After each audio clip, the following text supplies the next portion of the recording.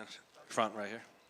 What's up, man? Obviously, this is the second time you were supposed to fight Manel. Now, the second time it's not actually happening. But I feel like this is one of those rare occasions that maybe fans are a little more excited for your new opponent, Josh Van, just based on what he's brought to the table, not outside of the octagon, but what he's done in the octagon. So I'm curious, have you felt that at all, just the more interest in this fight?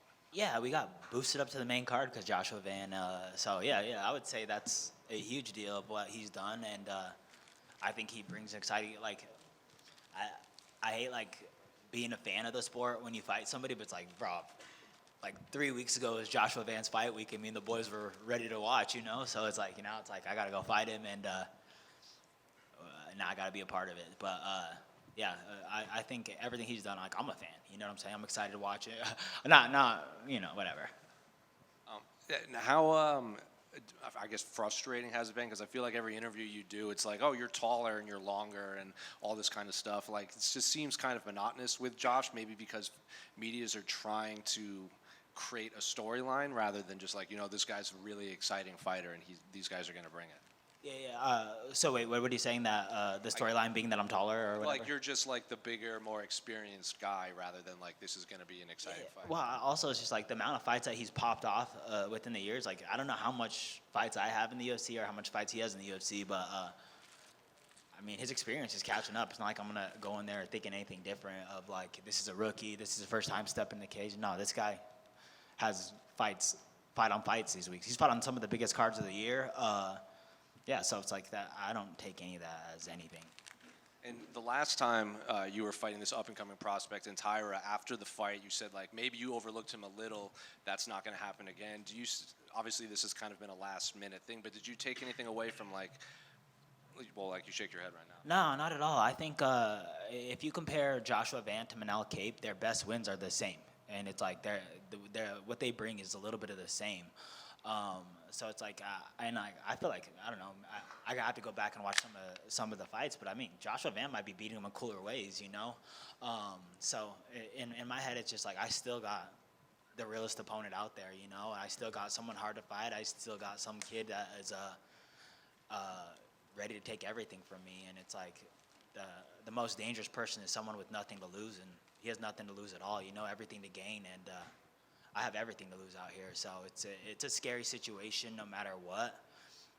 This is my first time in the UFC fighting outside the top 10, and I mean he might be in the top 10. I don't really know what the rankings are. I don't really give a shit. It doesn't fucking matter at this point in time. But it's this is my first time fighting outside the top 10, and it's a scary situation I put myself in. Did it matter who you would be fighting this week, or did you want to be on this card because the flyweights in the co-main event? No, just being lined up with the flyweight title is what our goal was. Once they offered this fight to us, just looked back in my corner. I was like, all right, well, do we want to stay on this card? Is that what matters the most? I think being a part of any big card or being aligned with the title fight is huge. I prefer main events and 5-round fights, but being aligned on this card, I think is even more important for me. And, Josh was in here, and he said he's going to be making 125 just in case something happens in that co-main event. And he said it himself, I get through Brandon, I should be fighting for the title next. Pantoja said the same thing. So are you also, going to try to hit 125 just in case? And is it after getting through Josh, it's title shot's mine? We'll see what that last pound looks like. But, that's a goal. The goal is to make 125. My weight's really good right now. And, who knows what happens and what doesn't happen. And, it's better to be safe than sorry. And, just practicing making weight for the title fight. The title fight's good anyway, so. Brandon, what's up? Has there been any conversation of you win this, you are getting a title shot next? Yeah, that's what I'm hearing. And I'm telling you guys right now is I win this fight, I make a statement, I go get a title shot, and same thing with Joshua Van. We go make statements. I think we're both one of the most exciting fighters in this division. We go put on an exciting fight, which is gonna happen no matter what. One of us is up next for the belt. You were saying that if you don't get it, you'd be down to go up to bantamweight and just do some kind of fan fights. Yeah. I mean, I'm down for a fight, man. I want to stay active this year. I want to fight. I want to make statements, and I'm a lengthy flyweight. I can make the weight. I walk around not heavy, so it's not hard weight cut, but I'm lengthy and I can, I'm taller than some of these 45ers, honestly.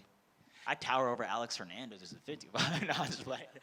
But yeah, we'll see. Were you surprised that you opened as an underdog again, but it quickly flipped? I think I'm back to being an underdog, but I mean, I'm not surprised at all. I think, bro, honestly, I think I'm the most disrespected fighter in the UFC. I think it's been shown over and over again. Anytime a money line comes out, I think I've been a favorite against Matt Snell and never again in the UFC. My whole entire career, it's been the way. LFA, I was always the underdog. Really, nothing's different, but it's just like I feel like I continuously get disrespected by the fans and whoever the odd makers or whatever it is.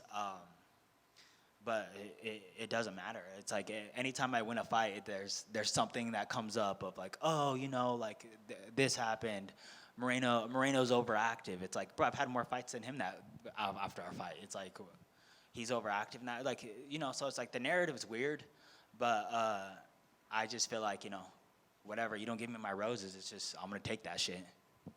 And last one for me is you were pretty open about concussions, and that was kind of like it's like the dirty little secret that no one wants to talk about in this sport. So I guess why was it important for you to put it out that way, and how was it recovering from a nasty concussion? Yes. So for me, this is something I've always taken really serious. I've sparred since I was 16, and back in the day, there was like, I always call it the medieval times. It's like, motherfuckers, I would watch people get knocked out and then go spar the next week, and I was always just mind blown. Like that, I don't know what it is, but that can't be right. I don't know the right way, but that can't be right. So it was like anytime I ever got like hit decently, I was taking time off of sparring. I was never getting like, I've always been super precautious about my head and all that other stuff.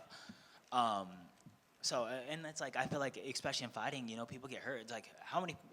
No fighter's making it to this okay, We're all buzzed up a little bit. We're all hit up. We're all like hurt somewhere, somehow, some way, But I feel like a concussion, everybody hides, and it's like, bro, this is like the biggest deal to me. Like, I've fought with broken hands. I fought with a broken foot. I've literally taken off a boot and fucking fought within the week. You know what I'm saying? And I was open about that. My LFA title shot, I was like, I was in a boot. Like, I was in a boot on crutches. Yeah, I had a broken foot. Then I went and won that fight. The whole entire beginning of my career, I had a torn labrum, literally just not grappling, not wrestling, just hoping that I could make it to the fight. And then back to back, I was trying to take fights like Joshua Van is now. It's just boost my career and try to get to where I wanted to be. And it's like, I just feel like you can get through with these things, but it's like, there's no hill in the head. There's nothing that you can go back from on that. So it's like, for me, it's super important to take the time. I think my team's been really ahead of it. We work with a neurologist before I got the concussion. We were working with neurologists. I have all my baseline stuff done, and just seeing like what changed, what is all this, and and even now, and thanks to the Colorado, like the neurology out in Colorado is amazing. I've worked with 3 people on a consistent basis that were just helping me out on a daily, and thanks to all of them. Like, and then I made that part of my daily routine too. So it's like, I think for me, like, I want to not stutter. I already talk like shit half the time. I get nervous when I see you guys. It's like, I'm always like, I don't want to be stuttering when I'm older. I want to have my wits about me. The UFC is my favorite thing on earth, and being here is amazing. But I have a life to live after this, and I want to watch my family grow. I want to watch my niece grow up. I want to watch all this stuff, and I don't want to be one of those guys that are, stuttering, shaking, and all the above. Brandon, to your left right here. Obviously, you mentioned they're being disrespected. I can agree with that. You're a very fun fighter. So do you think if you indeed one day go up to like a bantamweight division, given how fan-friendly your style is and how violent you are sometimes, do you think that would potentially get you the respect you deserve maybe amongst the casual eye? I mean, I don't know. I really have no clue. I don't know what it is. I mean, I don't give a shit. I still got to fight no matter what. But, I mean, maybe it's just being a flyweight. I don't know. Yeah, and I think it has a lot to do with that, obviously. But factoring in your history with Alessandro Pantoja, and you had just mentioned making a statement this week against Josh Van, do you feel like it has to be like maybe something like of a highlight reel statement to get that other shot against Pantoja? Maybe just given how many times you faced him already, it's kind of like been there, done that for the fans. Yeah, absolutely. And that's, I'm only out here to make statements. I'm out here to make money. This is like, once again, this career is short-lived.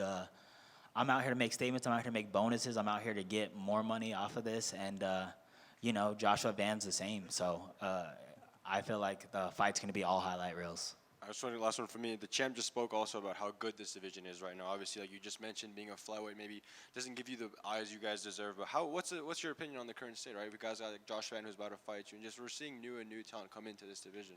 Yeah, and it's cool watching like I've watched Josh Van. I watched his Fury title fight where he got signed to the UFC. Like I was there in person, and it's cool watching these like new up and comers and some of the guys that I'm working with, and like and just seeing how far this division is gonna go.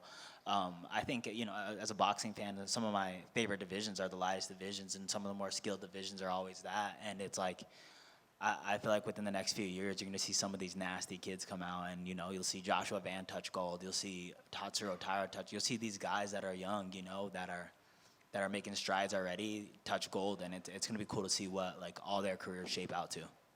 Brandon, just over here. Of course, you've come up short against Pantoja in the past. So, do you think he retains the title against Kai Kara France this Saturday? I don't know what that had to do with that question. What? Well, Dang. depending on what you think.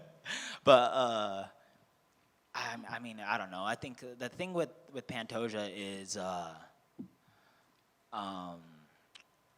think anything could really happen in a fight, and it's just like Pantoja gets hit, and Kai Kara France can hit, and it's just like one of those things that like I don't know who's gonna knock him off, or if someone does knock him off, but I do feel like the fighting style of Pantoja pressuring and all that stuff is gonna make it hard for Kai Kara France to like cover that distance of what gets him knocked out and whatnot, And what I was going to say following that is, if you do get another shot at Pantoja, have you looked back at those fights and seen where it is that you can make adjustments? And how do you think it would go down if you did get that title shot, if he did retain and you got that other opportunity? I believe in myself. I really do. I think I can take Pantoja. I think that I'll be the one to do it. I think that I can. There's a bunch of adjustments I can make from that fight. There's so much learned, and there's so much to do, and I feel like I have an idea of how I'd fight him next, and I think that's what's going to take him out. And then just last one from me, just a prediction on the main event. Obviously, such a big title fight. Oh man, hopefully they don't take our bonus is really what I'm hoping for the most. Super exciting fight. I hate making predictions on people that could probably beat me up, so I'm just gonna keep my mind out of it. But in my head, it's just like, I want Oliveira to win every fight for the rest of his life and never retire. So I want Oliveira. I love Oliveira. I think everybody does, but who knows? Thank you. Yeah, sure. Brandon over here. What's up, brother? How you doing? I think it was about a year ago that you sort of switched things up with your training and all that, and sort of have your own gym. And you also do a lot of cross training. I know you got a chance to work with Corey Sandhagen. How much have you evolved since making that change as a fighter, especially heading into this fight? Oh, a lot. I think there's like,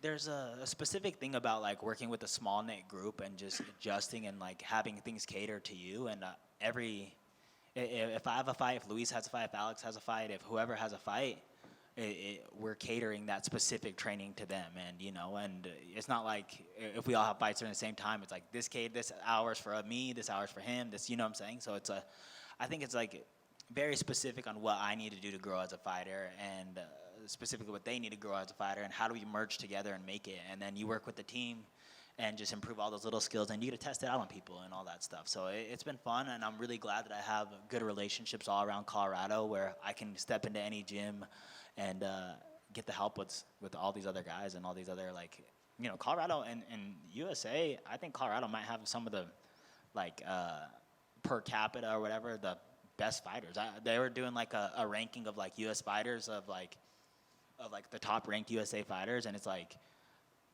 we have Corey Sandhagen, Gaethje, myself, and then Curtis Blades, and we're all at the same gym training, and it's cool just being in that like little bit of an environment where all these skilled things are, and not to mention all the guys that aren't even in the top rankings yet, but they will be, Yeah, and just last one for me, kind of off the beat a little bit.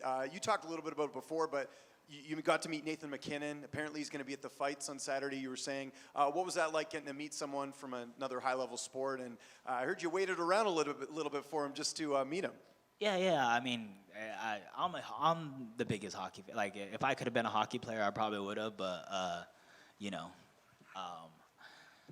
But yeah, hockey is like my favorite sport on earth.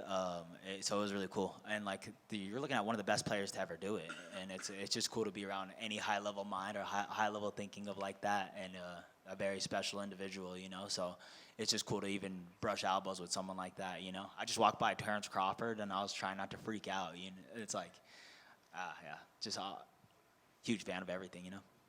Brandon, over here, you told me you really like learning from boxers and stealing their moves before fights. Which boxers did you watch in the lead up for this Joshua Van fight? For the Joshua Van fight, it's been pretty much the same the last couple of weeks. Of just where we've been stealing a lot from Junto Nakatani, and you know, and there's so many good southpaws. But I was like, really, we've been diving in deep in that Japanese boxing a little bit lately. And Junto Nakatani, I think, is someone that I can capitalize off of, or he's just a rangy boxer. You know, he's rangy, uses his range, uses every inch of his advantage, and honestly, my cut man's Rudy, his coach. So I was pretty stoked on that too.